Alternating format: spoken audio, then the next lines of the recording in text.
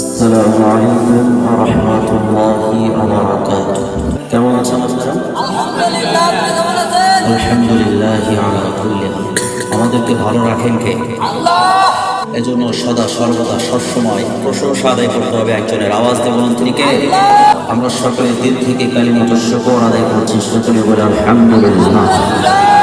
আসসালাতু ওয়াসসালামু আলাইকা ইয়া রাসূলুল্লাহ। الصلاة والسلام عليك يا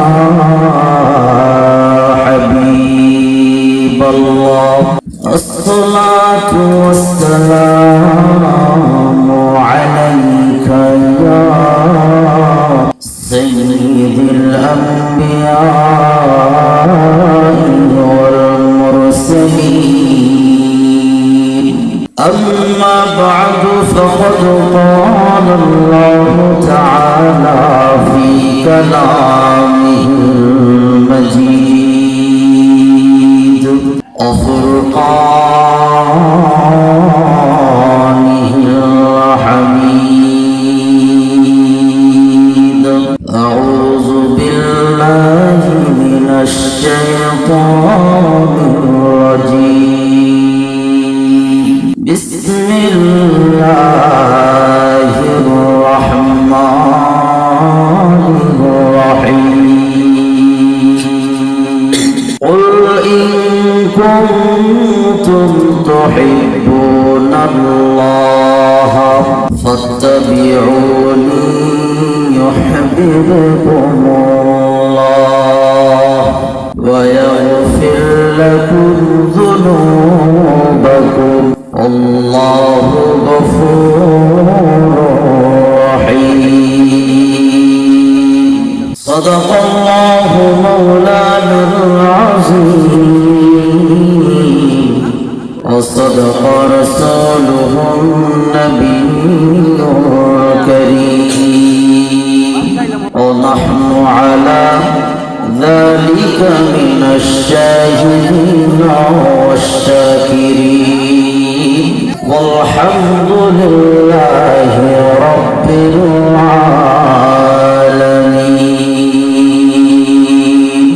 نيكم معبود الله ছাড়া, نيكم معبود الله ছাড়া, লা ইলাহা কোনো মালিক নেই তুমি ছাড়া, কোনো খালিক নেই তুমি ছাড়া।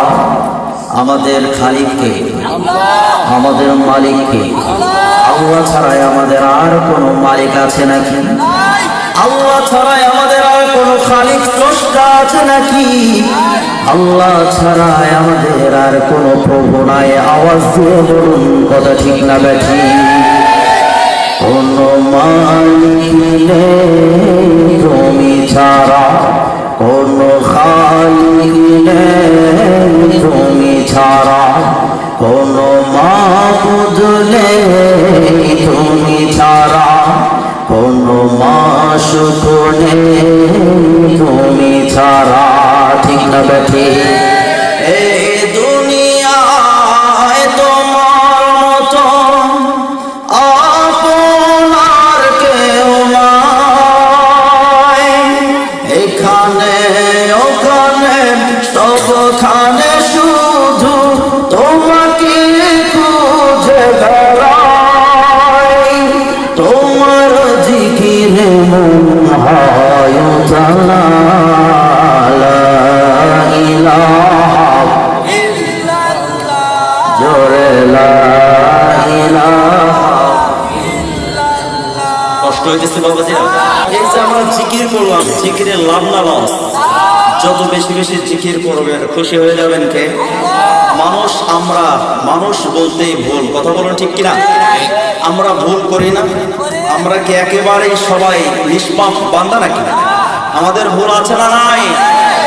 মানুষ যখন ভুল করে, মানুষ যখন গুনাহ করে, মানুষ যখন আল্লাহর সঙ্গে নাফরমানি করে, গাদ্দারি করে, মানুষগুলো যখন এইরকম বিভিন্ন পাপাচারের মধ্যে লিপ্ত হয়ে যায়, তওবা করে যত বেশি বেশি আল্লাহর জিকির করবে, স্মরণ করবে, আমার রব্বুল আলামিন জীবনের সব গুনাহ ক্ষমা করে দিবেন। বলুন সুবহানাল্লাহ। এই জন্য জিকির করলে লস আছে। আমাদের চেহারা যত সুন্দর হোক না কেন, যদি কোনো আয়নার সামনে দাঁড়ায় আর আয়নাতে যদি কালো কালো দাগ থাকে, চেহারাটা মনে হয় আরো উজ্জ্বল দেখাবে। কেমন দেখাবে? আমার যত সুন্দর চেহারা হোক না কেন, যদি আয়নাতে কালো কালো দাগ থাকে, এই চেহারা আয়নার ভিতরে ফুটে উঠবে না। ঠিক তেমনি ভাবে মানুষ যখন গুনাহ করে, গুনাহের কারণে এই কলবটা হলো নূরের মতো, আয়নার মতো।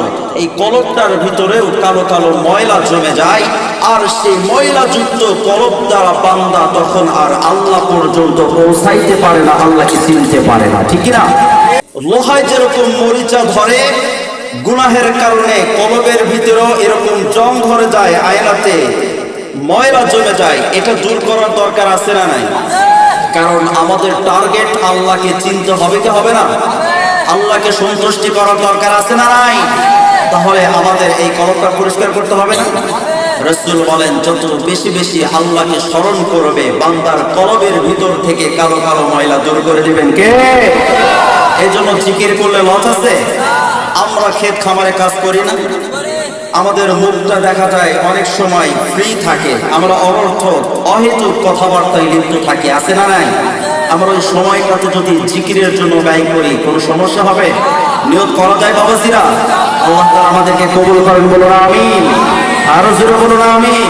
আল্লাহ রাব্বুল আলামিন আমাদেরকে ভালোবেসে মোহাব্বত করে এই জান্নাতি মজলিসে বসবার, আসার এবং দীর্ঘক্ষণ ধরে কোরআন ও সুন্নাহর আলোকে কথা শোনা এবং বক্তাদের বলার তৌফিক দান করলেন। এজন্য দিল থেকে কালিমাতুশ শুকর আদায় করছি। সকলে আরেকবার বলি আলহামদুলিল্লাহ। লক্ষ কোটি দরুদ ও সালাম প্রেরণ করছি বিশ্ব মানবতার মুক্তির দূত, আকায়ে নামদার তাজদার মদিনা জনাবে মুহাম্মদ মুস্তাফা। সকলে জবান খুলে বলুন সাল্লাল্লাহু আলাইহি ওয়াসাল্লাম। মুহতারাম হাজিরিন, আমরা পৃথিবীতে এসেছি, আমাদেরকে সৃষ্টি করেছেন কে? আমাদেরকে বানিয়েছেন কে? আমাদের পৃথিবীতে প্রেরণ করেছেন কে? আমরা কি পৃথিবীতে চিরকাল থাকতে পারবো? আমাদের যেতে হবে কি হবে না?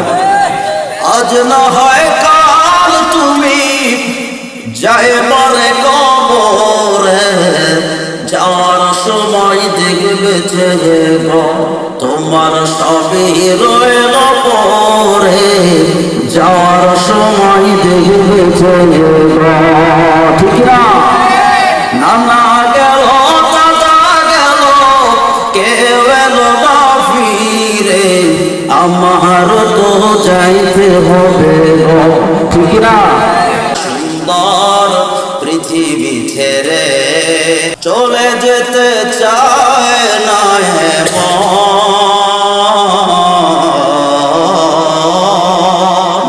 তবু চলে যেতে হয়। ঠিক না?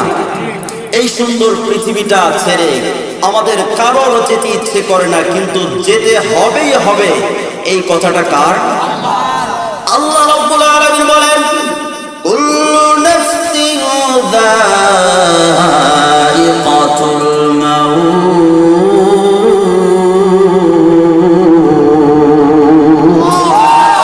আল্লাহ তাআলা বলতেছেন, যার প্রাণ আছে, প্রাণ বিশিষ্ট সকল প্রাণীর একদিন না একদিন মৃত্যুর স্বাদ গ্রহণ করতেই হবে।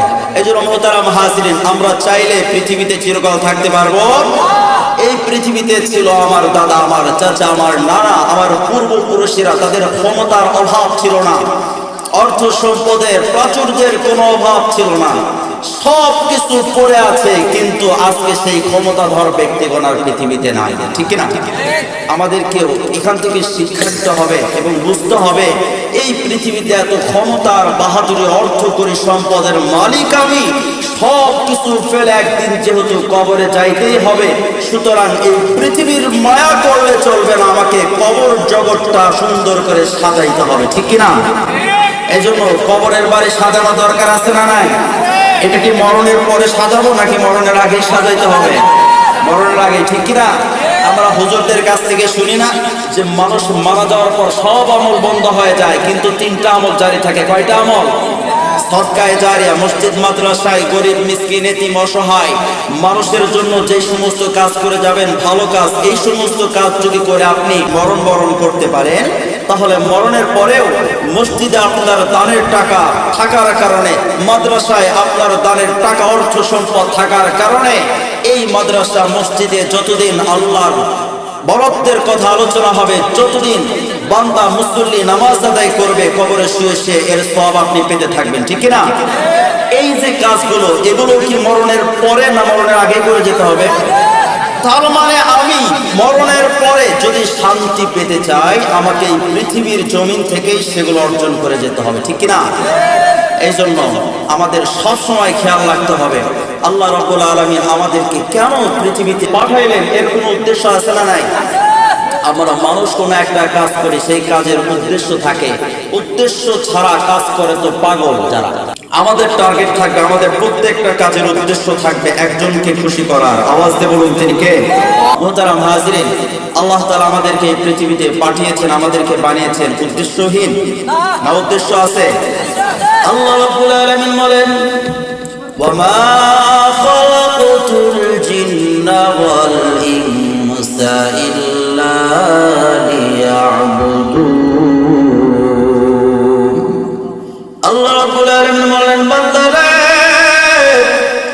আমি মানুষ এবং জিন জাতিদেরকে বানাইছি শুধুমাত্র কেবলমাত্র আমি আল্লাহ রাব্বুল আলামিনের ইবাদত করার জন্য, আমি আল্লাহ রাব্বুল আলামিনের দাসত্ব করার জন্য, আমি আল্লাহ রাব্বুল আলামিনের বندگی করার জন্য। রে বান্দা, আমি তোমাদেরকে বানায়া আবার পৃথিবীর জমিনে পাঠাইলাম কেন জানো?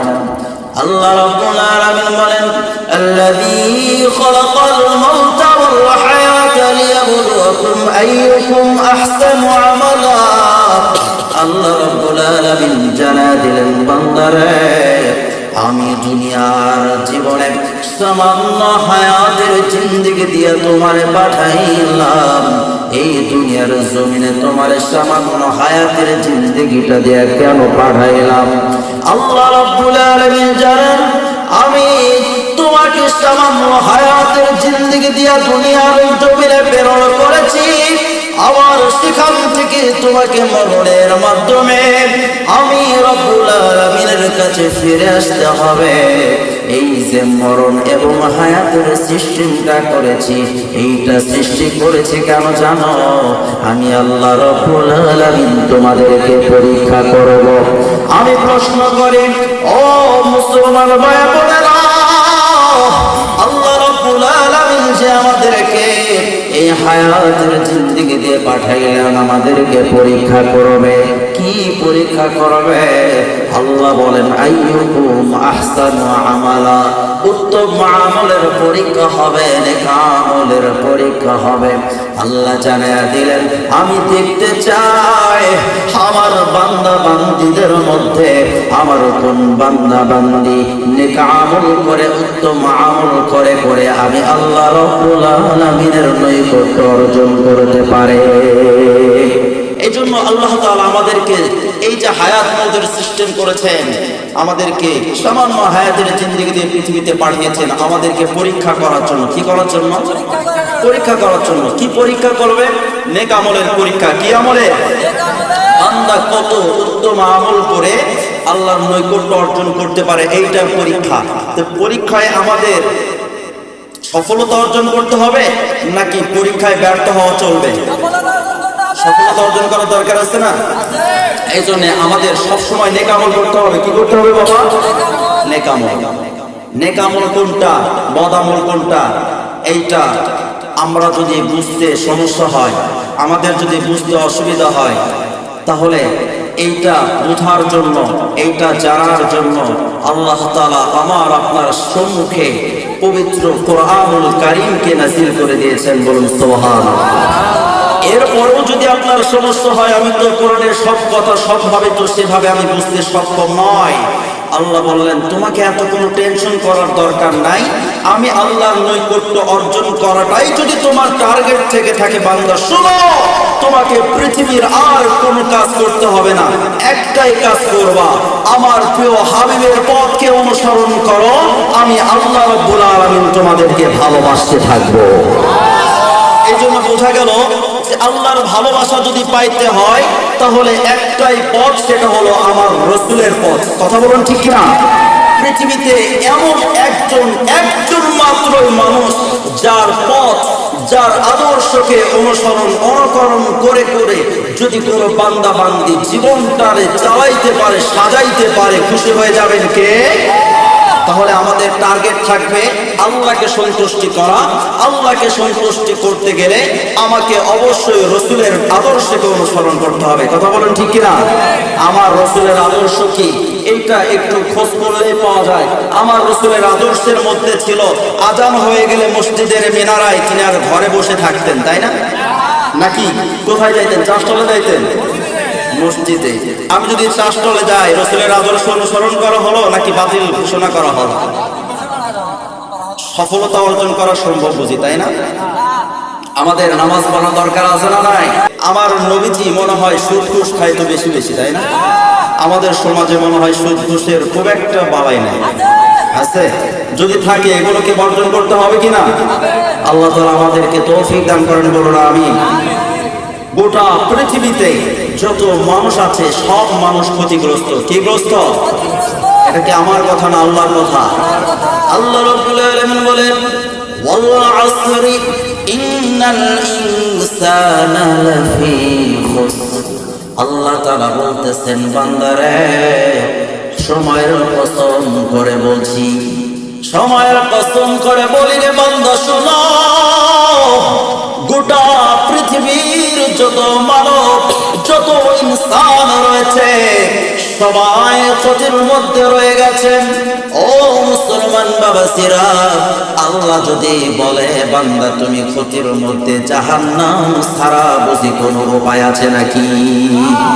তাহলে আমাদেরকে এই ক্ষতিগ্রস্তদের অন্তর্ভুক্ত না হয়ে সেখান থেকে বেরিয়ে আসার দরকার আছে না নাই? আল্লাহ বলেন সবাই ক্ষতির মধ্যে। হ্যাঁ, আশাহীত হওয়া যাবে না, আশার বাসা বুকে বাঁধতে হবে, সবসময় আল্লাহর প্রতি ভরসা রাখতে হবে, কখনো নৈরাশ হওয়া যাবে। আল্লাহ রাব্বুল আলামিন বলেন, বান্দা টেনশনের কারণ নাই, আমি যদিও বলেছি সকল মানুষ ক্ষতির মধ্যে রয়েছে, তবে একটা অপশন রেখে দিয়েছি, যদি কোনো ব্যক্তি, যদি কোনো বান্দা চারটা গুণে গুণান্বিত হয়, আমার আল্লাহ বলেন মানুষগুলো যদিও ক্ষতির মধ্যে রয়ে গেছে, চারটা গুণ যদি, চারটা বৈশিষ্ট্য যদি নিজের ভিতরে যদি কোনো বান্দা বান্দি রাখতে পারে, আল্লাহ বলেন আমি ওই বান্দা বান্দিকে সফলতার পথ দেখায় দিব। বলুন সুবহানাল্লাহ। কি সে চারটা গুণ? আল্লাহ রাব্বুল আলামিন বলেন, ইল্লাল্লাযীনা আমানু ওয়া আমিলুস সালিহাত ওয়া তাওয়াসাউ বিল হাক্কি ওয়া তাওয়াসাউ বিস সাবর। আল্লাহ বললেন ইল্লাল্লাযীনা আমানু, যারা ঈমান আনয়ন করবে, ওয়া আমিলুস সালিহাত, যারা নেক আমল করবে, ওয়া তাওয়াসাউ বিল হাক্কি, যারা সত্যের উপর চলবে, মানুষদেরকে সত্যের পথে আহ্বান করবে, ওয়া তাওয়াসাউ বিস সাবরি, যারা ধৈর্যশীল হবে, ধৈর্য ধারণ করবে, মানুষদেরকে ধৈর্যের প্রতি আহ্বান করবে। আমার আল্লাহ বলেন, বান্দারে এই চারটা গুণে যদি গুণান্বিত হতে পারো, আমি আল্লাহ ধ্বংসপ্রাপ্ত বান্দাদের থেকে তোমাদেরকে বাহির করে আমি আল্লাহ সফলকামীদের অন্তর্ভুক্ত বানায়া দিব। কয়টা গুণ বললাম? চারটা গুণ। মানুষের চাহিদা থাকে, সুরের চাহিদা বেশি থাকে। ওয়াজ মাহফিলগুলোতে কিসের চাহিদা বেশি থাকে? সুরের চাহিদা বেশি থাকে, রং ঢঙের চাহিদা একটু বেশি থাকে। যে যত বেশি রং ঢং করতে জানবে, যে যত বেশি একটু সুর দিতে পারবে, তার মার্কেটটা একটু বেশি হয়। কি বলেন আপনারা? কিন্তু আমাদের খেয়াল রাখতে হবে আমি একটু ভেঙে ভেঙে যে একটা কথা বলতেছি, আমি এখান থেকে শুরু দিয়ে সবকিছু বলে গেলাম, কিন্তু আপনারা কিছুই বুঝলেন না, আমি হয়তো বোঝাইতে সক্ষম হলাম না, তাহলে এইটা থেকে কোনো লাভ হলো? আমাদের বুঝতে হবে, আমিও নিয়ত করে বসেছি যে অনেকদিন পরে আপনাদের সাথে দেখা, আশেপাশে আসা হয় কিন্তু আপনাদের এখানে আসার সুযোগ হয়নি। আল্লাহ তাআলা কবুল করেছেন, আলহামদুলিল্লাহ সুম্মা আলহামদুলিল্লাহ। এসেই যখন পড়েছি, আসার সুযোগটা যখন হয়ে গেছে আপনাদের ভালোবাসার টানে, তখন নিয়ত করেছি দু একটা কথা বলবো যেন আপনাদের মনে থাকে। কি বলেন আপনারা? এজন্য আমরা মানুষ সবাই ক্ষতির মধ্যে আছে। কিসের মধ্যে? আল্লাহ যখন বলছে ক্ষতির মধ্যে, তখন জাহান্নাম ছাড়া কোনো উপায়, জাহান্নাম থেকে আমাদের বাঁচার দরকার আছে না নাই? তাহলে চারটা গুণ আমাকে ধরতে হবে। কয়টা গুণে গুণান্বিত হতে হবে? চারটা বৈশিষ্ট্য আমার ভিতরে রাখতে হবে। কয়টা? এক নম্বর হলো ঈমান আনয়ন করতে হবে। কি আনয়ন? ঈমান। ঈমান যদি আনয়ন করতে চান, পরিপূর্ণ ঈমানদার হতে চান, তাহলে এখানেও দেখেন রাসূলের একটা সুন্দর বাণী ফুটে আসছে। রাসূল বলেছেন, লা ইউমিনু আহাদুকুম হাত্তা আকুনা আহাব্বা ইলাইহি মিন ওয়ালিদিহি ওয়া ওয়ালাদিহি ওয়ান নাসি আজমাইন। রাসূল বলেন, বান্দা ততক্ষণ পর্যন্ত পরিপূর্ণ ঈমানদার হতে পারবে না যতক্ষণ না পর্যন্ত সে তার পরিবার, তার বিবি, বাল বাচ্চা, আপনজন, আত্মীয় স্বজন, গোটা পৃথিবীটার চাইতে আমি রাসূলকে যতক্ষণ না পর্যন্ত বেশি ভালোবাসতে না পারছে, ততক্ষণ সে পরিপূর্ণ ঈমানদার হতে পারবে না। তাহলে বোঝা গেল এই হাদিস থেকেও যে পরিপূর্ণ যদি ঈমানদার হতে চাই, যদি মুমিন হিসেবে নিজেকে সাব্যস্ত করতে চাই, যদি সফলতা অর্জন করা যে চারটা গুণ, প্রথম নম্বর গুণ ঈমান আনয়ন করে সেই ঈমানটা যথাযথ এবং পরিপূর্ণ যদি করতে চাই, তাহলে একজনকে ভালোবাসতে হবে জীবনের সব কিছুর চাইতে বেশি। তিনি হলেন আমাদের মদিনাওয়ালা, কামলিওয়ালা, আমাদের প্রিয় হাবিব, উম্মতের কান্ডারি জনাবে মুহাম্মদ মুস্তাফা সাল্লাল্লাহু। ভালোবাসার জায়গা মদিনা, ভালো লাগার জায়গা মদিনা, ঠিক কিনা জোরে বলে? আমাদের ভালোবাসার জায়গা কোথায়? কেন? এই জন্য রাসূলের খাতিরে মদিনাকে ভালোবাসি। কথা বলুন ঠিক কিনা? ভালোবাসার জায়গা একটা যদি বলি সমস্যা হবে? আপনারা কি বলবেন আমার সাথে, নাকি বিরক্ত হবেন? বলেন দেখি। যদি রাসূলের শানে, রাসূলের প্রেম অন্তরে নিয়ে যদি রাসূলের শান গাই, রাসূল যদি একটা বার এই শানটাকে গ্রহণ করে, খুশি হয়ে যাবেন কে? এই জন্য আমাদের প্রত্যেকটা কাজের টার্গেট থাকবে একজনকে খুশি করার। আওয়াজ দিয়ে বলুন তিনি কে? এই জন্য রাসূলের শান গাওয়া যাবে কি যাবে না? চলবে না বন্ধ হবে? গান চলবে না বন্ধ হবে? গানও চলবে না, কি বলেন? এলাকায় মনে হয় ডিজে গান পার্টি এগুলো চলে না খুব একটা। চলে? হ্যাঁ, আমি গত কয়েক বছর আগে মনে হয় এই দিকে একটা জায়গায় মাহফিল করছে, ওখানে এমন একটা মাঠে মাহফিল দিচ্ছে, বলতেছে হুজুর এখানে কিন্তু কয়েকদিন আগে সেই বিশাল ধুমধাম করে গানের আয়োজন হয়েছে। সুবহানাল্লাহ বলবেন না? নাউজুবিল্লাহ। যাই খুশি, ঠিক আছে, আস্তাগফিরুল্লাহ। কি একটা বিষয়! ظهر الفساد في البر والبحر بما كسبت أيدي الناس بما كسبت أيدي الناس الله أكبر কোরআন হাদিস খোলে দেখো রে মুমিনগণ, গজব মোদের হাতের কামাই, গজব মোদের হাতের কামাই, বালা মুসিবত কেমন যে দূর হয়, ঠিক না জোরে বলে? কোরআন হাদিসের বাণী গুনাহগার উম্মতের দিশারি, ঠিক না? কোরআন হাদিস মতে জীবনটা জানালে, কোরআন হাদিস মতে জীবনটা জানালে, হবেন খুশি রব্বুল আলামিন, হবেন খুশি রব্বুল আলামিন, দূর হবে সব আজ দুর্দিন, ঠিক না জোরে বলে? আমলা যদি কোরআন হাদিস মতে জীবনটা চালাইতে পারি, সব অন্যায় অপরাধ সকল দুর্নীতিবাজ দূর করে দেবেন কে? মিটিং মিছিল করতে হবে? আমাদের কোরআন হাদিস মতে জীবনটা চালানো দরকার আছে না নাই? এই জন্য যেখানে যেভাবে চললে, যেখানে যেভাবে সাপোর্ট করলে কোরআন হাদিসের উপর চলা যায়, আমরা সেখানে সাপোর্ট করতে রাজি আছি না নাই? রাজনীতি পর্যায়ে কথা আমি বলবো না, ভয় পাওয়ার কোনো কারণ নাই। কি বলেন আপনারা? যেই কথা বলতেছিলাম, রসুলের শান গাইলে সমস্যা হবে? একটু ভালোবাসা নিয়ে, মহব্বতের সাথে নবীজির শান, রসুলের ভালোবাসা নিয়ে, মহব্বত নিয়ে একটাবার অন্তর থেকে আবেগ নিয়ে বলেন না, ভালোবাসার জায়গা মদিনা, ভালো লাগার জায়গা মদিনা, ভালোবাসার জায়গা মদিনা, ভালোবাসার জায়গা মদিনা। বলেন না বাবা, চেনা কষ্ট হচ্ছে? বাংলা তো বলতে অসুবিধা হবে, বলেন একটু চেষ্টা করবেন যেন তুই এক ফোঁটা চোখের পানি ফেলানো যায় কিনা। পারা যাবে ইনশাল্লাহ? বলেন, ভালোবাসার জায়গা মদিনা, ভালো লাগার জায়গা মদিনা, ভালোবাসার জায়গা মদিনা, ভালো লাগার জায়গা মদিনা।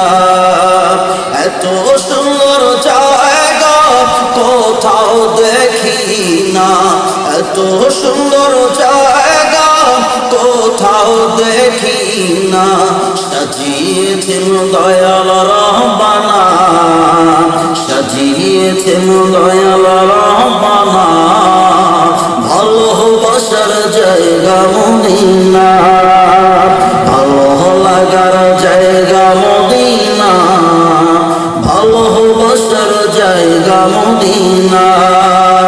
মদিনা শরীফে নূরের খাসিনা, মদিনা শরীফে নূরের খাসিনা, আশিক ছাড়া অন্য বুঝে না, আশিক ছাড়া অন্য বুঝে না, ভালোবাসার জায়গা মদিনা, ভালো লাগার জায়গা মদিনা, ভালোবাসার জায়গা মদিনা। আজকে কি মারহাবা বলা যাবে না? মুসলমান ভাই বোনেরা,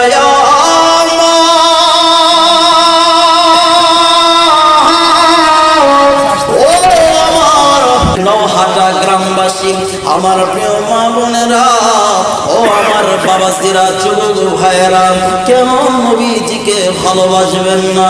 আমার নবী জীবনের জিন্দেগির 63 বছরের জিন্দেগি এই গুনাহগার উম্মতের জন্য শুধু কেঁদে কেঁদে কাটিয়েছেন।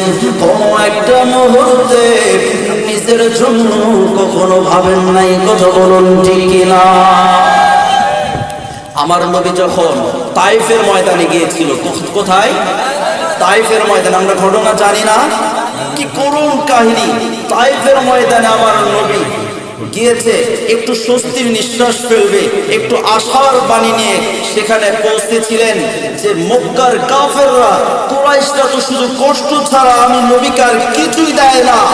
রাসূল একটু তাইফের ময়দানে গেলেন যে সেখানকার মানুষগুলো হয়তো আমার কথাগুলো একটু বোঝার চেষ্টা করবে, একটু শোনার চেষ্টা করবে। আমার নবীজি তাইফের ময়দানে দিনের দাওয়াত দিতে যখন যান, তাইফের কাফেরেরা যুবকদেরকে নবীজির পিছনে লেলিয়ে দিলেন, আর পাথর নিক্ষেপ করতে করতে আমার নবীজির পবিত্র বদন মুবারক থেকে রক্ত ঝরাইলেন। আমার নবীজির গোটা শরীরটা রক্তে রক্তাক্ত হয়ে যায়। আমার নবীজি বারবার বারবার করে বেহুশ হয়ে জমিনের মধ্যে পড়ে যায়। জিবরাইল আলাইহিস সালাম আমার আল্লাহকে ডাকতে বলে, আল্লাহ গো, ও রব্বুল আলামিন, যেই মানুষটারে তুমি এত ভালোবাসো, যেই মানুষটারে তুমি তোমার মাহবুব বানায় আনিছো, এই মানুষটারে মক্কার কাফেররা কষ্ট দিল। তায়েফের ময়দানে একটু বুকে আশা নিয়ে যায়, সেখানকার কাফেরেরাও আমার নবীজির গায়ে পাথর মেরে মেরে রক্তাক্ত করে দেয়। জিবরাইল ডাকতে বলে, আল্লাহ এর একটা ব্যবস্থা করো। জিবরাইল আমিনকে অনুমতি দেওয়া হয়। জিবরাইল আমিন আমার নবীর দরবারে এসে সালাম দিয়ে বলে, আসসালাতু ওয়াসসালামু আলাইকা ইয়া রাসূলুল্লাহ, আসসালাতু ওয়াসসালামু আলাইকা ইয়া হাবিবাল্লাহ। নবী গো, তায়েফের মানুষেরা আপনাকে বড় কষ্ট দেয়, তায়েফের মানুষেরা আপনার শরীর থেকে রক্ত ঝরায়। নবী আপনি একটা বার হুকুম দেন, দুই পাহাড়ের মাঝে তায়েফবাসীদেরকে পাহাড়ের চাপা দিয়া একদম নাস্তানাবুদ করে ফেলব।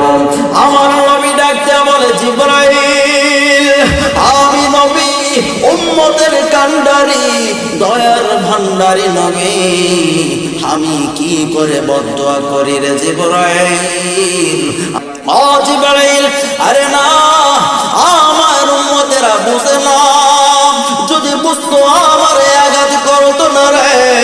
যেহেতু বুঝে না, আমি নবীজির মনে কোনো কষ্ট নেই না রে, আমি আশা রাখি এর ভিতর থেকে কেউ না কেউ অবশ্যই আমার আল্লাহর ওপরে ঈমান আনবে, কালেমা পড়বে। আমি নবী পারবো না, আমি নবী বদদুয়া করতে পারবো না। আরে কেমন মায়ার নবী, কেমন দয়ার নবী, আমাদের শরীরের মধ্যে কেউ যদি একটা টাচ করে আমাদের রক্ত গরম হয়ে যায়, প্রতিশোধের অগ্নিশিখা জ্বলে ওঠে। অথচ যে নবীর শরীরে মশা মাছি পর্যন্ত পড়াও নিষিদ্ধ ছিল, ওই নবীর শরীর থেকে কাফের বেঈমানেরা রক্ত ঝরায়। এরপরেও উম্মতের মায়া অন্তরে নিয়া আমার নবী দুখানা হাত উঠায়া উম্মতের জন্য অনেক দোয়া করতে থাকে। হাজারো ব্যথা বেদনার পরে ফিরে আসনি তুমি আপন ঘরে, দিনের আলো তুমি ছড়িয়ে দিতে চলে গেলে মদিনায়, মক্কা ছেড়ে হে রাসূল, তোমাকে ভুলি আমি কেমন করে হে রাসূল, তোমাকে ভুলি আমি কেমন করে। খে না খে দিন প্রচারের কাজে নিজেকে দিয়েছ বিলিয়ে, খে না খে দিন প্রচারের কাজে নিজেকে দিয়েছ বিলিয়ে। তায়েফের কাফিরেরা মানলো না সে কথা, তায়েফের কাফিরেরা মানলো না সে কথা, রক্তাক্ত করলো পাক শরীর হে রাসূল, তোমাকে ভুলে আমি কেমন করে। আল্লাহু আকবার। আমার মুসলমান বাবাজিরা, আমার যুবক ভাইয়েরা, নওহাটা গ্রামবাসীরা, ও আমার স্নেহের ভালোবাসার যুবক ছোট ভাইয়েরা, পর্দার অন্তরালে অবস্থানরত আমার মা বোনেরা, এই দুনিয়ার জমিনটা কিছুই না রে বাবা, আজ আজকে কাল থাকবো না রে, একদিন তো চলে যেতেই হবে। এই পৃথিবী ছেড়ে যেহেতু চলে যাব, এই পৃথিবী থেকে তোমাকে আমাকে আখিরাতের পুঁজিগুলি অর্জন করে নিয়ে যাইতে হবে। মুসলমান বাবাজিরা আমার, আল্লাহ রাব্বুল আলামিন বলেন, আইনামা তাকুলু ইউদরিকুল মাউত ওয়ালাউ কুনতুম ফি বুরুজিম মুশাইয়াদা। যে যেখানে অবস্থান করুক না কেন, সুদৃঢ় প্রাচীরের মধ্যেও যদি নিজেকে আবদ্ধ করে রাখে, এমন কঠিন জায়গাতেও সঠিক সময়ে মালাকুল মউতকে সেখানে পৌঁছায়া দিবেন কে? এই জন্য বন্ধুরে, এই দুনিয়ার সামান্য হায়াতের জিন্দেগিটা হালাই খালাই কাটায় দিলে হবে না। মুসলমান বাবা ছিল আমার, এই জন্য দিলের কানটা লাগা দিবেন, আমলের নিয়তে শুনবেন। হুজুর এসে যাচ্ছে, হুজুর আসার আগ পর্যন্ত আমি আপনাদেরকে একটু বিরক্ত করব, হুজুর আসলে আপনাদেরকে ছেড়ে দেব। হুজুর আসার আগ পর্যন্ত কি একটুখানি সময় দেওয়া যাবে কিনা? যাবে? বিরক্ত হইতেছেন আপনারা? বিরক্ত হওয়ার কোনো কারণ নাই, হতাশা হওয়ারও কোনো বিষয় নাই। হুজুর এসে গেছে ভিতরে, একটু পরে এখানে আসবে ইনশাআল্লাহ। দোয়া করবেন হুজুরের শরীর স্বাস্থ্য যেন ভালো রাখেন, আমাদের প্রত্যেকে যেন আল্লাহ তাআলা কবুল করেন, বলুন আমিন। তো যাই হোক, এইটুকু সময় একটু আপনাদের সাথে টাইম পাস করি। আর আমিও চাই যে আমাদের প্রত্যেকটা কাজ হবে যেহেতু আল্লাহকে সন্তুষ্টি করার উদ্দেশ্যে, সুতরাং আমরা টাইম পাসটাও যদি করি সেটাও যেন হয় কোরআন হাদিসের আলোকে। কি বলেন? তো আসুন, আমরা এই পৃথিবীতে এসেছি, আমাদেরকে চলে যেতে হবে। কি বলেন? তাহলে যাওয়ার আগেই কবরের সামানগুলো গোছায় নেওয়ার দরকার আছে না নাই? এই জন্য আমাদের কোরআন হাদিস যে সকল দিক নির্দেশনা আমাদের সামনে উপস্থাপন করা হয়, আমাদেরকে সেই মোতাবেক জীবনটা চালানোর পুরো অঙ্গীকার করার দরকার আছে না নাই? আমরা ইনশাআল্লাহ আজকের মাহফিল থেকে নিয়ত করব তো ইনশাআল্লাহ যে বাকি সময়টা যেন আল্লাহর সন্তুষ্টিমূলক কাজে ব্যয় করতে পারি ইনশাআল্লাহ। আওয়াজ দিয়ে বলুন ইনশাআল্লাহ, আরো জোরে বলুন ইনশাআল্লাহ। এই জন্য যেটা বলতেছিলাম, সফলতার দ্বার প্রান্ত পর্যন্ত যদি পৌঁছাইতে চায়, যদি সফল কামীদের অন্তর্ভুক্ত হতে চায়, সকল ক্ষতিগ্রস্তদের থেকে বেরিয়ে এসে 4টা গুণে গুণান্বিত হওয়ার দরকার আছে না নাই? এই 4টা বৈশিষ্ট্য আমার অন্তরে লালন করতে হবে, ধারণ করতে হবে। প্রথম নম্বর যে বৈশিষ্ট্য সেটা হলো ঈমান আনা করা, ঈমানের উপর বিচরণ থাকতে হবে। ঈমানদার যদি হতে পারি, এরপরে যদি নেক আমল করতে পারি, আরেকটা পুরস্কার আছে। আল্লাহ বলেন ইন্নাল্লাযীনা আমানু ওয়া আমিলুস সালিহাত কানাত লাহুম জান্নাতুল ফিরদাউসি নুজুলা। আল্লাহু আকবার। আল্লাহ রাব্বুল আলামিন বলেন বান্দা, ইন্নাল্লাযীনা আমানু, যারা ঈমান আনয়ন করবে, ঈমান আনার পরে যারা নেক আমল করবে, নামাজ আদায় করবে, রোজা রাখবে, সুদ খাবে না, ঘুষ খাবে না, যারা অন্যায় বিচার করবে না, ক্ষমতার অপব্যবহার দেখাবে না, যারা মানুষের সঙ্গে ভালো ব্যবহার করবে, মা বাবার সঙ্গে সৎ ব্যবহার করবে, মা বাবার মনে কষ্ট দিবে না, যারা সবসময় ভালো কাজে নিজেকে ব্যস্ত রাখবে, যারা নেক আমল করবে, আল্লাহ বলেন ঈমান আনার পরে যারা নেক আমল করবে, আমি আল্লাহ যত বড়, আমি আল্লাহর দেওয়া উপহারটাও কিন্তু তত বড়। বান্দারে, আমি এইরকম একজন বান্দাকে এমন একটা পুরস্কার দেব। আল্লাহ বলেন কানাত লাহুম জান্নাতুল ফিরদাউসি নুজুলা। ঈমান আনার পরে যারা নেক আমল করে জীবনটার চালাইতে পারবে, কাটাইতে পারবি রে বান্দা, আমি আল্লাহ রাব্বুল আলামিন খুশি হইয়া জান্নাতুল ফিরদাউস তোরে উপহার দিয়ে দিব। এজন্য আমরা জান্নাতে যেতে চাই নাকি জাহান্নামে হতে চাই? জান্নাতের ভিতরে বেস্ট কোয়ালিটি, উচ্চ মানের, সব থেকে যেটা টপার, সেই জায়গাটার নাম হলো জান্নাতুল ফিরদাউস। কি আল্লাহ বললেন, আমি আল্লাহ যত বড়, তোকে ছোটখাটো কিছু দেব না, শুধু ঈমানটা আনো আর নেক আমল করো, জীবনটা সরল সঠিক পথে চালাও, আমি আল্লাহ তোমাকে জান্নাতুল ফিরদাউস উপহার দিয়ে দেব। এই জন্য বন্ধুগণ আমার, রসুলের পক্ষে অনুকরণ করে আমাদেরকে চলতে হবে, আমাদেরকে ইমানদার হতে হবে, নেক আমল করতে হবে। এই জন্য নামাজ পড়তে হবে নাকি আজান হলে চাষটলে গিয়ে বসতে হবে? পারা যাবে তো ইনশাআল্লাহ?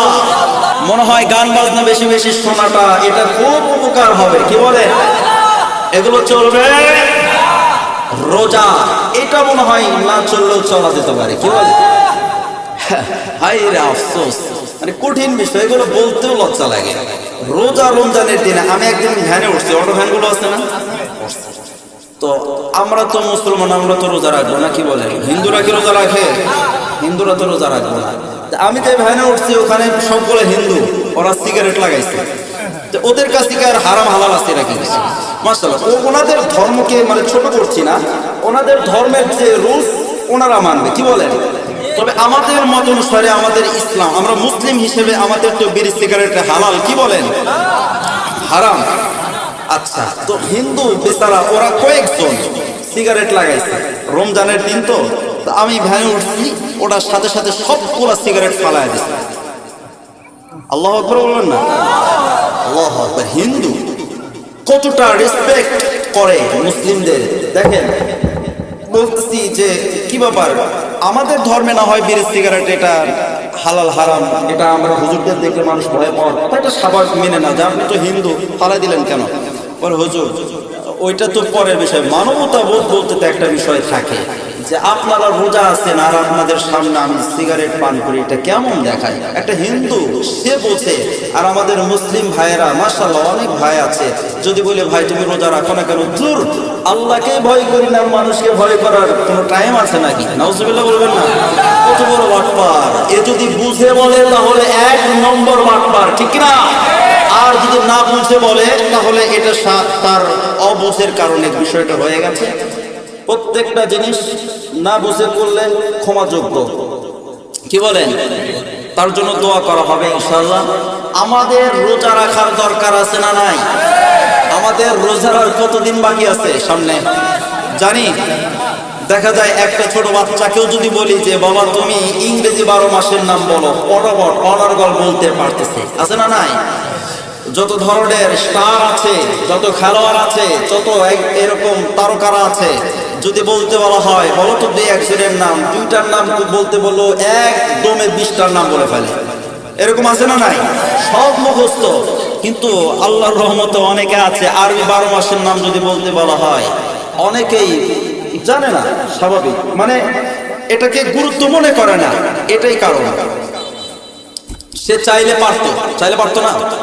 আমাদের মুসলিমদের প্রত্যেকটা ইবাদতের রিলেশন, প্রত্যেকটা বিষয়ের সম্পৃক্ততা আরবি মাসের সাথে। কি মাসের সাথে?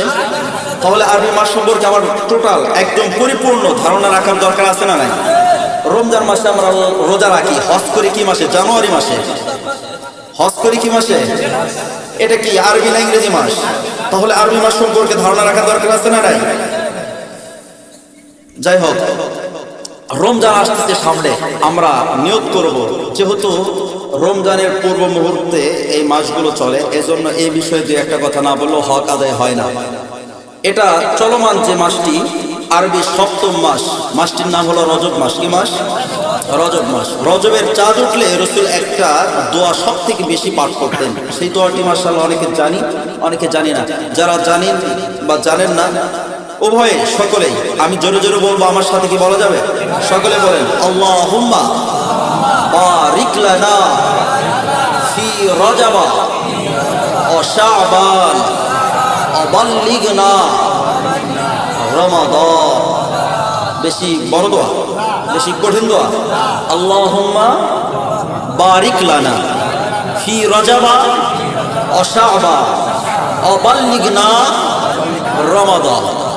হে আল্লাহ, তুমি আমাদেরকে রজব এবং শাবান এই 2টি মাসে বরকত দাও। এই 2টি মাসে কি দাও? বরকত দাও। এবং বরকতময় সেই রমজান মাস পর্যন্ত আমাদের হায়াত বৃদ্ধি করে দাও। আমিন বলেন। রজবের চাঁদ উঠলে রাসূল এই দোয়াটা বেশি বেশি পড়তেন। আমাদেরও পড়ার দরকার আছে না নাই? দোয়াও করা হয়ে গেল, রাসূলের সুন্নাতের উপরও আমল হয়ে গেল। মুহতারাম হাজিরিন, এজন্য রজব শাবান এই চলমান দুটি মাসে আমরা এই দোয়াটা বেশি বেশি করব। যারা পারি আলহামদুলিল্লাহ, যারা পারি না হুজুরের কাছ থেকে শিখে নেবেন। এবং এই মাসে কিছু আমল থাকে। আম্মা জান হযরতে আয়েশা সিদ্দিকা রাদিয়াল্লাহু তাআলা আনহার বাণী থেকে বোঝা যায়, তিনি বলেন যে রমজানের পর বাকি 11টা মাস, এই বাকি 11টা মাসের মধ্যে শাবান মাসে রাসূল যত বেশি রোজা রাখতেন বাকি অন্য মাসে রাখতেন না। তার মানে শাবান মাসে রাসূল রমজানের পরে শাবান মাসেই সবথেকে বেশি রোজা রাখতেন, যেটা আগামী মাস। কি মাস? আগামী মাস। এরপরে এই যে রজব মাস, এই মাসটাতেও রাসূল রোজা রাখতেন বেশি। তার মানে এটার কারণটা কি? রাসূল রমজানের পূর্ব মুহূর্তে রমজানের সম্মানার্থে, রমজানকে রেসপেক্ট করে রাসূলের আরবি সাল্লাল্লাহু আলাইহি ওয়াসাল্লাম রজব মাস থেকে রমজানের রোজার প্রস্তুতি গ্রহণ করতেন। এটা কে করতেন এই প্রস্তুতি গ্রহণ? আমার আপনার সেই প্যারা হাবিব, মায়ার নবী, দয়ার নবী হযরতে মুহাম্মদ মুস্তাফা সাল্লাল্লাহু আলাইহি ওয়াসাল্লাম। আর আমরা প্রস্তুতি নেই হলো রমজান মাসেরই 30তম রাত্রিতে। কি বলেন? আল্লাহু আকবার। এটা আর একটা বিষয়।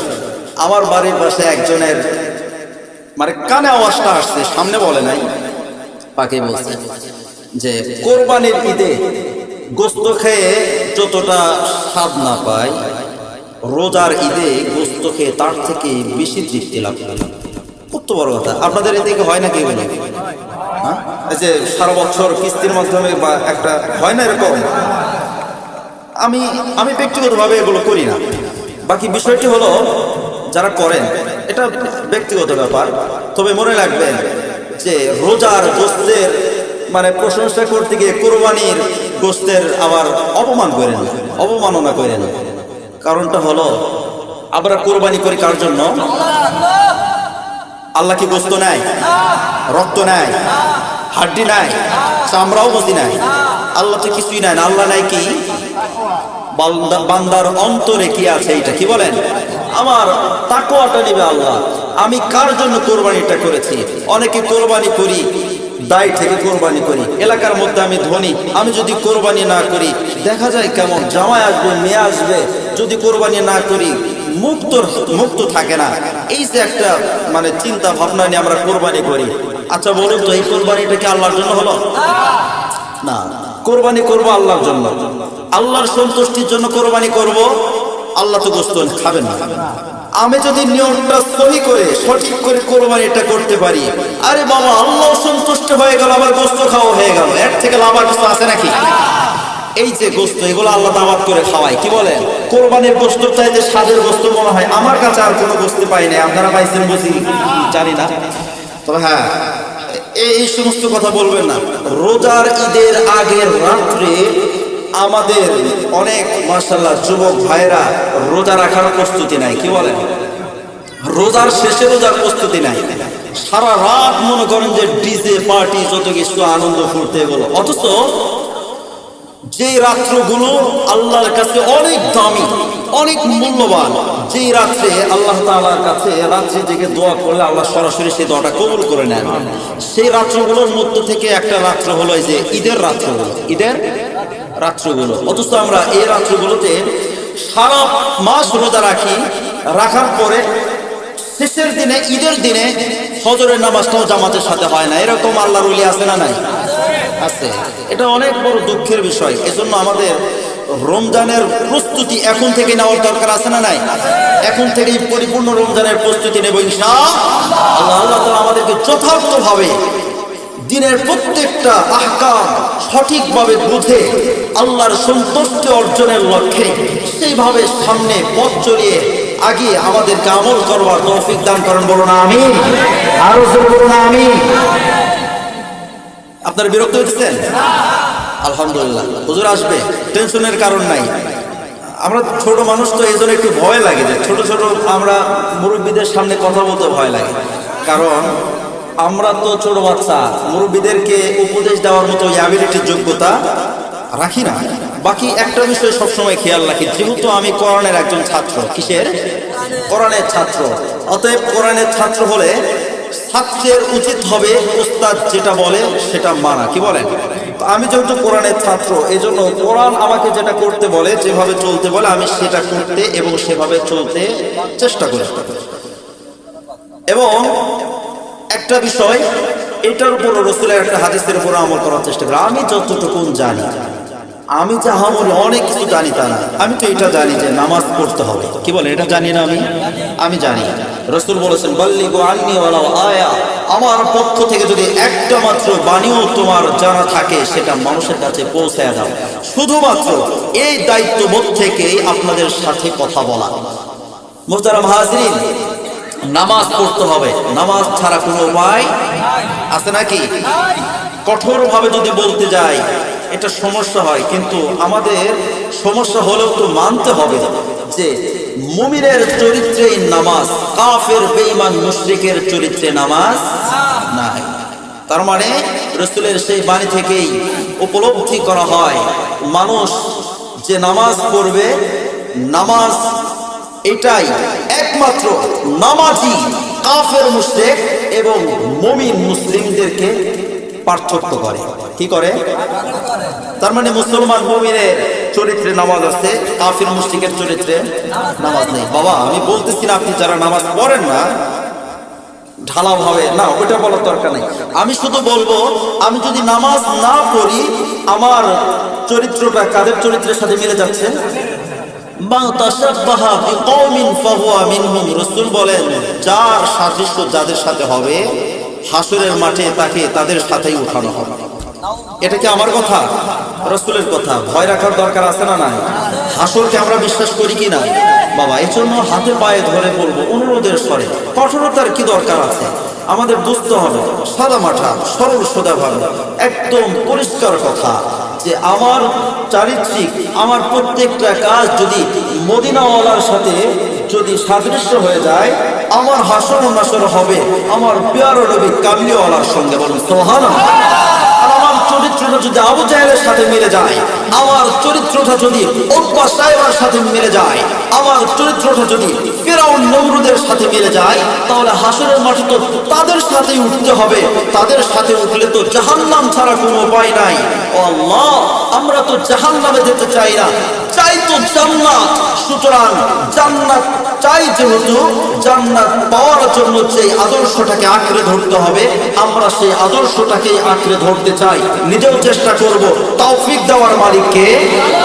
রব্বানা লা তুযিগ কুলুবানা বা'দা ইয হাদাইতানা ওয়া হাব লানা মিন লাদুনকা রাহমাহ ইন্নাকা আনতাল ওয়াহ্হাব। আল্লাহ তাআলা দোয়া শিখাই দিয়েছেন। কি দিয়েছেন? হেদায়েতের মালিককে। এই জন্য আল্লাহর কাছ থেকে হেদায়েত চেয়ে নিতে হবে। আল্লাহ আমাদেরকে হেদায়েতের উপর অটল রাখেন। হেদায়েত দেওয়ার পরে হেদায়েত থেকে আবার আমাদেরকে ফিরায় নেন না। সবকিছুর মালিককে আল্লাহ। এই জন্য আমাদের প্রত্যেকটা ক্ষেত্রে চাইতে হবে একজনের কাছে, আওয়াজ দিয়ে বলুন তিনি কে? সাহাবায়ে কেরাম বলা হয় থাকে, একটা জুতো, একটা স্যান্ডেলের ফিতেও যদি ছিঁড়ে যাইতো, নামাজের মুসাল্লায় দাঁড়ায়া চাইতেন একজনের কাছে। বলুন তিনি কে? এই জন্য চাইতে হবে একজনের কাছে, তিনি হলেন আমাদের রব আল্লাহ। মুহতারাম হাজিরিন, যেই কথা বলতেছিলাম, আমাদেরকে ইমানদার হতে হবে। ইমানদারের মধ্যেই আমাকে দেখুন কতগুলো মেসেজ দেওয়া হয়, রাসূলকে পরিপূর্ণ ভালো নিজের সবকিছুর চাইতে বেশি ভালোবাসতে হবে, তবেই আমি পরিপূর্ণ ইমানদার হতে সক্ষম হব। আর ইমানদার হতে হলে আমাকে অবশ্যই আরেকটা বিষয় লক্ষ্য রাখতে হবে, মুমিন কি না, আমি মুমিন কি না, আমি মুমিন কি না, আমি ইমানদার কি না, এটা চেনার উপায় কি? আল্লাহ তাআলা এটাও অনেক সুন্দর করে আমাদেরকে জানিয়ে দিয়েছেন। বান্দা নামাজ যদি পড়ো, নামাজটাও মুমিনদের একটা চরিত্র, একটা বৈশিষ্ট্য। তার মানে যে নামাজ পড়বে সে মুমিন। সে কি? মুমিন। মুহতারাম হাজিরিন, অনেকে আছে নামাজ পড়ে আবার সুদ খায়, আছে না নাই? অনেকে আছে নামাজ পড়ে আবার ঘুষও খায়, টেবিলের নিচ দিয়ে নাই, উপরেরটাও খায় আবার নিচেরটাও কুড়ায়, আছে না নাই? অনেকে আছে নামাজ পড়ে আবার খেতে যায় আরেকজনের আইল ঠেলে, আছে না নাই? অনেকে নামাজ পড়ে আবার গীবত শেখায়ত করে, এরকম আছে না পাবলিক?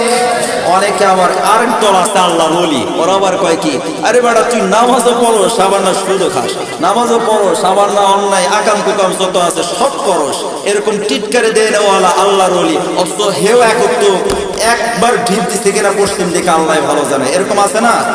আমি বলি না, নামাজ পড়ে অন্যায়ও করে, তুমি নামাজ পড়ো না বা নামাজ পড়ো যাই করো না কেন, একজন নামাজ পড়ে আবার অন্যায় করে তাকে টিটকারি দিবা, আরে বেটা তুমি নামাজও পড়ো আবার অন্যায় করো, এরকম টিটকারি দিয়ে মন নষ্ট করে দিবা না, তাকে বলবা ভাই নামাজটা তো আল্লাহ তাআলা তো বলেছেন, আমি বান্দার কথা না, আল্লাহ বলেন ইন্নাস সালাতা তানহা আনিল ফাহশাই ওয়াল মুনকার, আল্লাহ তাআলা বলেন আল্লাহর বাণী, নিশ্চয় নামাজ সকল বেহায়াপনা অশ্লীলতা থেকে বান্দাকে রক্ষা করে। এটা কার কথা?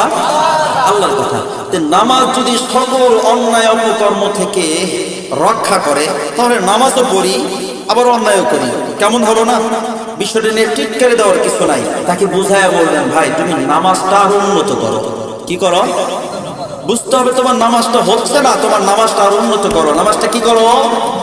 এই জন্য আমি মাঝে মধ্যে বলি, নামাজ পড়েও চোরে করছো ওহে নামাজি, নামাজ না চারিয়া করো নামাজে উন্নতি, নামাজ পড়েও চুরি করছো হ্যাঁ নামাজি, নামাজটা না ছাড়িয়া করো নামাজে উন্নতি।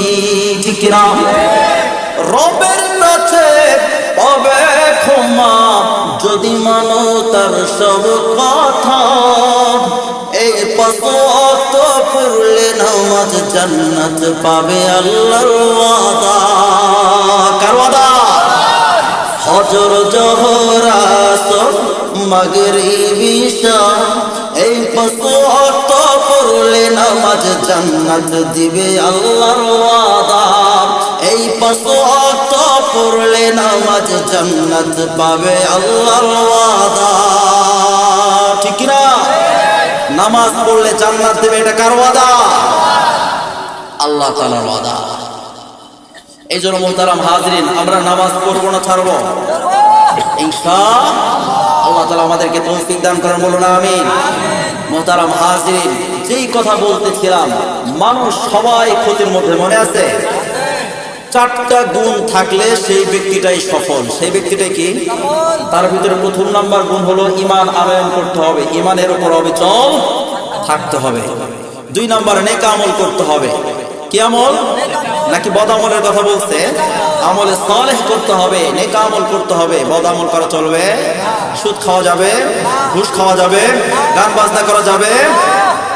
মুহতারাম হাজরিন, নেক আমল করতে হবে, নামাজ পড়তে হবে, রোজা রাখতে হবে, সুদ ছাড়তে হবে। মুহতারাম হাজরিন, তিন নম্বর যে গুণটা সেটা হলো ওয়াতাওয়াসাউ বিল হাক্কি, নিজে সত্যের উপর থাকা, মানুষকেও সত্যের পথে আহ্বান করা। এজন্য আমরা অনেকে আছি নিজে নেক আমল করি, নিজে নামাজ পড়ি, কিন্তু আমার ছেলে সে দুনিয়ার আজে বাজে অনর্থক কাজে লিপ্ত থাকে। এরকম আছে না? আমি ফজরের সময় ঠান্ডা পানিতে উজু করে মসজিদের মুসাল্লায়, নামাজের মুসাল্লায় দাঁড়ায় যাই, আর আমার সন্তান লেপের নিচে কম্বলের নিচে ঘুমায়, সারা রাত জাগছে মোবাইলের ভিতরে। এখন তো মানে বলতে গেলে একটু সমস্যাও মনে হয়, অনেকে রাগও করে, হুজুররা খালি আমাদের মোবাইল নিয়ে এত কথা কয় কিসের জন্য? মোবাইল নিয়ে তো বাবা কথার বিষয় না। মোবাইল কি খারাপ জিনিস? মোবাইল তো খারাপ জিনিস না। মোবাইল খারাপ হবে কিসের জন্য? মোবাইল তো ভালো জিনিস, কিন্তু আমার ব্যবহারটা খারাপ। আমি যদি ভালো কাজে ব্যবহার করতে পারি, এটা ভালো কাজ দেয় না? যদি খারাপ কাজে ব্যবহার করি তাহলে এটা আমার জন্য বদনসিব। এজন্য মুহতারাম হাজরিন, বর্তমান সমাজটা এভাবে ভরে গেছে। রাসূলের প্রেম ভালোবাসার কথা বুঝাইতে গেলে খুব কষ্ট হয়, কারণ বর্তমান সমাজটা নকল প্রেমে ভরে গেছে। ঠিক কিনা? মাশাআল্লাহ। যাই হোক, যেহেতু মসজিদের মাহফিল, আমি প্রথমে একটু টাচ দিয়েছি যে আমাদের নেক আমল করতে হবে। পৃথিবীর এই জমিন থেকে হায়াতের জিন্দেগি ফুরিয়ে যাওয়ার পূর্বেই কবরের সামান গুছিয়ে নিয়ে যেতে হবে। ঠিক না? এজন্য যেই কাজগুলো সব থেকে বেশি উপকার দেয়। আমি যদি মসজিদ মাদ্রাসায় দান করি, লাভ না লস? 1 টাকা আপনি দান করবেন, হাসরের মাঠে পাহাড় পরিমাণ সওয়াব দিবেন কে? আল্লাহ। এই দানগুলোর কোনো লস নাই। প্রথমে বলেছি, এই যে আমাদের এত অর্থ করি, সম্পদ, এত ক্ষমতা, বাহাদুরি থাকা, এমন কত মানুষ ছিল, সব আজ কবরের অন্ধকার, কবরে অসহায়ত্ব অবস্থায়, একাকী কোন অবস্থায় আছে কে বা জানে, কে বা খবর রাখে। মোহতারাম হাজিরিন, আমাদেরকে একদিন যেতে হবে এই পৃথিবী থেকেই। আখিরাতের সামানগুলো গুছায় নেওয়ার দরকার আছে না নাই? এজন্য যে কাজগুলো বেশি ফলদায়ক, মসজিদ মাদ্রাসায় দান করবেন, গরিব মিসকিন অসহায়দের ক্ষেত্রে কাজ করে যাবেন, এগুলো আপনি মরণের পরও সদকায়ে জারিয়া হিসেবে সওয়াব পেতে থাকবেন। এজন্য যেহেতু মসজিদের উন্নতি কল্পে আজকে যুবকদের উদ্যোগে এই মাহফিলটা আয়োজন করা হয়েছে, আমি আপনাদের কাছে একটা 5টা মিনিট শুধু অনুরোধ করব। এমন ওয়াজ কি শেষ করে দেবো? আমার তো আছে, তো একটা কথা বাদই আছে, আমি ওয়াজ করবো ইনশাআল্লাহ। বাকি আপনাদের কাছে অনুরোধ থাকবে যে এই মসজিদের উন্নতি কল্পে এমন কে কে আছে বড় হুজুরের কাছে। অনেকে একটু বলে নেই কথাগুলো, অনেকে মনে করে যে হুজুর আপনি তো পিচ্ছি হুজুর, দিম হলো বড় হুজুরের কাছে। কার কাছে? আচ্ছা, বড় হুজুর আসতে কি এখনই আসতেছে না একটু দেরি হচ্ছে? একটু দেরি হচ্ছে না? একটু দেরি হবে না, 2-4-5 মিনিট দেরি হবে না? দেরি তো হবে। আমি 1 সেকেন্ড সামনে পা বাড়াইতে পারবো কিনা এর কোনো গ্যারান্টি আছে? আমি ছোট হুজুরের কাছে দেবো না, বড় হুজুরের কাছে দেবো, কিন্তু বড় হুজুরের আসার আগে আমি গেলাম, হইল? এজন্য আমার হতে পারে শয়তানের ওয়াসওয়াসাও সবসময় কাজ করে এটা। এজন্য আমি চাই ছোট হুজুর দেখবেন না, আপনি দান করবেন হলো মসজিদে, এর সব কে দিবে? আল্লাহর জন্য আপনি দিবেন। শুধু আপনাদের কাছে আমি একটা মেসেজ দিচ্ছি, আপনারা কে আছেন মসজিদের জন্য, আল্লাহর ঘরের জন্য উন্নতি কল্পে অন্তর থেকে ভালোবাসা নিয়ে আল্লাহর সন্তুষ্টি অর্জনের লক্ষ্যেই, পৃথিবীর কোনো মানুষকে দেখানোর উদ্দেশ্য না। এটা আমিও ব্যক্তিগতভাবে পছন্দ করি না, কাউকে বাধ্যও করি না যে অত দিতে হবে তত দিতে হবে। আমি শুধু একটা কথাই বলি, আপনার যদি সাধ্য থাকে 10 টাকা দেওয়ার, আপনি 10 টাকায় দেবেন। যদি সাধ্য থাকে 50 টাকা দেওয়ার, আপনি 5 টাকা দিয়ে নেন। কি? কারণ আপনাকে আল্লাহ ভালোবেসে মহব্বত করে অঢেল সম্পদের মালিক বানাইছে, আর সে আল্লাহর পথে ব্যয় করতে যদি কার পূর্ণতা করি, বাবা এটা বদনসিব। কারণ আমি তো পৃথিবীতে দেখি যেই মানুষটা যাকে যত বেশি ভালোবাসে, সে তার ভালোবাসার মানুষটার পিছনে তত বেশি ব্যয় করে, এবং ব্যয় করার ক্ষেত্রে কখনো কোনো দ্বিধা করে না। আছে না নাই? নিজের জীবনটা পর্যন্ত বলে যে তোমার জন্য আমি আমার জীবনটা দিতে রাজি, বলে কিনা? যুবক ভাইরা কে আছো না ঘুমাইছো না চলে গেছো?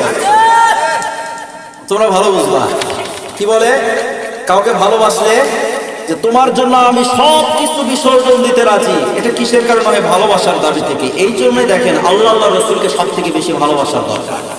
আর সেই ভালোবাসার দাবি থেকে আমি আপনাদেরকে বলছি, মসজিদের জন্য সাধ্য অনুযায়ী কে আছেন 1000, 10,000, 5,000, 500, 100, 10 টাকা, 1 টাকা হলেও সাধ্য অনুযায়ী কে আছেন দান করবেন? পুরাগাছা মুসা ব্যাপারী 500 টাকা বলেন মারহাবা। আরো জোরে বলুন মারহাবা। আল্লাহ তাআলা ওনার দানকে কবুল করে নেন, বলুন আমিন। জানে ওয়ালে বরকত দান করেন, বলুন আমিন। কে দিল? আপনারা কি উঠে চলে যাইতেছে? একটা খাতা দেন তাড়াতাড়ি। চলে যায় না, হুজুর আসবে। সিসিরি আছে না? দুইটা বড় হুজুর আছে, আলহামদুলিল্লাহ। আমার পরে আরো 2টা বড় হুজুর, এক বড় হুজুর তো আছে আপনাদের কোরআন হাদিসের নাম কি বাবা? মোহাম্মদ মুকাদ্দেস আলী মন্ডল। 1000 টাকা বলেন মারহাবা। আবার এরকম মনে করেন না 10 টাকা দিলে মারহাবার আওয়াজটা ছোট হয়, 100 টাকা দিলে বড় হয়। হুজুরদের ভিতরেও কেমন যেন না, মারহাবা তো হবে একজনের জন্য। তার সে দান করছে, দানটা কবুল করবে কে? আমি তো বলি মানুষ দান করলে যদি অন্তর থেকে দান করে, আমি কনফিডেন্স নিয়ে বলি, আমার এতটুকু আত্মবিশ্বাস রয়েছে, আমি যদি দোয়া করে আল্লাহ অবশ্যই কবুল করবে। হয়তো আপনি বলবেন যে হুজুর এটা আবার কিভাবে বলেন, এটা কোনো কথা হইলো?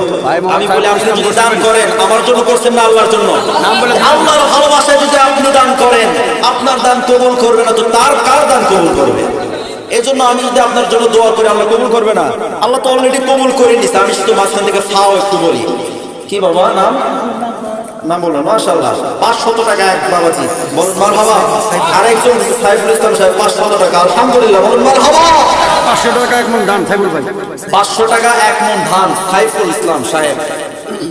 আল্লাহ তাআলা প্রত্যেকের এই দানগুলো কবুল করে নেন, বলুন আমিন। অনেকের মা বাবা এই দুনিয়া ছেড়ে চলে গেছে, মা বাবার রোহের মাগফিরাত কামনায় দান করার দরকার আছে না? ভাই মোহাম্মদ আব্দুর রাজ্জাক ভাই 500 টাকা বলেন মারহাবা। কুরাগাছা আব্দুর রহমান, কুরাগাছা রফিক সাহেব 500 টাকা বলেন মারহাবা। আপনারা বিরক্ত হচ্ছেন? বিরক্ত হবেন না। মাশাআল্লাহ। কি নাম? 1000 টাকা। ভালো আছেন? আল্লাহ তাআলা আমাদের প্রত্যেকই দিনের জন্য কবুল করেন, বলুন আমিন। আর কি কেউ আছেন? ওয়াজ কিন্তু শেষ করে নেই, নাকি শেষ করে দেবো? শেষ হবে না। আমায় দিওয়ানা বানায় লো আমায় আগো, বলবো?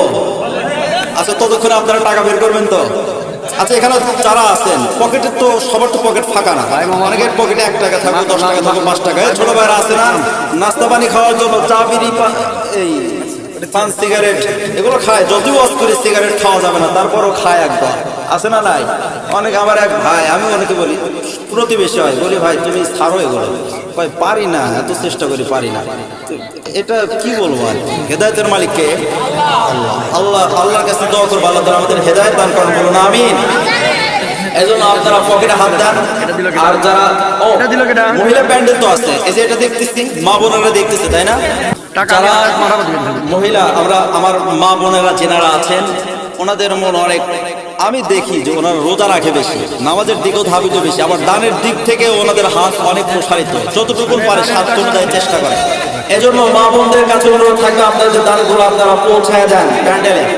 আর প্যান্ডেল মাহফিল কর্তৃপক্ষরা আপনারা মহিলাদের কাছে যান, ছোট বাচ্চাদের পাঠায় দেন। আর আপনারা প্রস্তুত নেন, নিয়ত সহি করেন, মাহফিলে দান করার জন্য প্রস্তুত আছি তো আমরা সবাই ইনশাআল্লাহ? ঠিক আছে, বয়ান চলবে ইনশাআল্লাহ, একটা শান চলবে, একটা গজল চলবে, চলবে না বন্ধ হবে? ভাই মোহাম্মদ আব্দুল হক, ভাই মোহাম্মদ আব্দুল হক 520 টাকা বলুন মারহাবা। আরো জোরে বলুন মারহাবা। এক মন দান সাথে চিল্লা বলুন মারহাবা। আমায় দিওয়ানা বানাইলো আমায় পাগল বানাইলো, দিওয়ানা বানানো আমায় পাগল বানাই। কি নাম বলবো তোমার? নাম বলো। আশরাফুল। আশরাফুল, আমি জানি তোমার নাম। ভালো আছো আশরাফুল? নানি বাড়ি আসছো? কি হয় আপনার? ঠিক আছে, দোয়া রাখবো। কোরআনের হাফেজ আশরাফুল 100 টাকা। আল্লাহ তাআলা এদের দানগুলো কবুল করেন। কোরআনের হাফেজ ইসলাম। ছোট ভাই নাম কি তোমার? রফিকুল ইসলাম, ইয়াকুব ইসলাম 100 টাকা। এই ছোট ছোট ভাই এরা তো চাইলে এগুলো মাদ্রাসায় যাওয়ার পথে নাস্তার কাজে ব্যবহার করতে পারতো না, কিন্তু এরা কি ইসলাম। জয়নাল ইসলাম সাহেব, জয়নাল সাহেবের ছেলে নূর ইসলাম 1000 টাকা বল মারহাবা। 1000, 150, 20 টাকা, 1 টাকা, 10 টাকা যারাই দান করছে প্রত্যেকের জন্য আওয়াজ দিয়ে বলুন মারহাবা। আর জোরে বলুন মারহাবা। আল্লাহ তাআলা প্রত্যেকের দানগুলো কবুল করেন, বলুন আমিন। জানে মালে বরকত দান করেন, বলুন আমিন। এই দানকারীদের প্রত্যেকটা পরিবারের উপর আল্লাহর ফাজলে রহমত বরকত করুন, আমিন। আল্লাহ তাআলা মাশাআল্লাহ আরেকজন কত 200 টাকা, মাশাআল্লাহ। আল্লাহ তাআলা প্রত্যেকের দানগুলোকে দিনের জন্য কবুল করেন এবং এগুলো আমাদের প্রত্যেকের জন্য আখিরাতে নাজাতের জরিয়া বানায় দেন, বলুন আমিন। আমিন। আমায় দিওয়ানা বানাইলো আমায় পাগল বানাইলো, দিওয়ানা বিরক্ত হচ্ছে? তাহলে বলা যাবে কি আমার সাথে? এই একটাই, আর বলবো না, একটাই বলেন। আমায় দিওয়ানা বানাইলো আমায় পাগল বানাইলো, রাসূলের মহব্বতে বলেন না, মুখ বন্ধ রাখেন না। আপনার মুখটা আপনি পারেন না, ঠোঁটটা লড়াইলে যদি আল্লাহ খুশি হয়ে যান, আমাদের আর কিছু লাগে? মদিনাওয়ালা, কামলিওয়ালা, আমার আপনার দয়ার নবী যদি একটাবার খুশি হয়ে যায়, আর কিছু লাগে? আমায় দিওয়ানা বানাইলো আমায় পাগল বানাইলো, দিওয়ানা বানাইলো আমায় পাগল বানাইলো।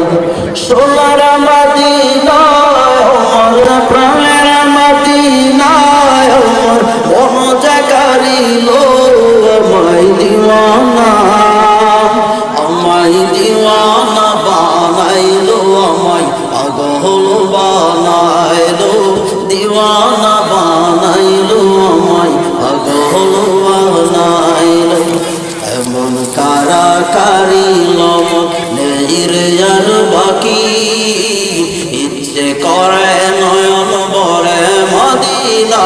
দেখি রে, ইচ্ছে করে নয়ন ভরে মদিনা দেখি। এমন কারা কারিল মন নেরে আর বাকি, ইচ্ছে করে নয়ন ভরে মদিনা দেখি রে, ইচ্ছে করে নয়ন ভরে মদিনা দেখি। মদিনারি দুলবালি মোর, মদিনারি দুলবালি মোর, নয়নের কাজল আমায় দিওয়ানা, আমায় দিওয়ানা বানাইলো, আমায় পাগল বানাইলো, দিওয়ানা বানাইলো, আমায় পাগল বানাইলো। বলুন মারহাবা। আল্লাহ তাআলা আমাদেরকে একটা বারের মতো হলেও যেন মদিনায় গিয়ে আমার নবীজির রওজায় হৃদয়ের সবটুকু ভালোবাসাকে উজাড় করে দিয়ে যেন সালাম দেওয়ার তৌফিক দান করেন। বলুন আমিন। আমি কথাটা শেষ করে দেব। আমাদের 3 নাম্বার যে গুণটা, সেটা হলো নিজেকে সত্যের উপর থাকতে হবে, মানুষকে সত্যের পথে আহ্বান করতে হবে। আপনি যখন ঈমান আনবেন, আপনি যখন নেক আমল করবেন, আপনি যখন সত্যের উপর অবিচল থাকবেন, তখন আপনার আমার উপর ঝড় তুফান বয়ে যাবে। এটাই স্বাভাবিক, ঠিক না?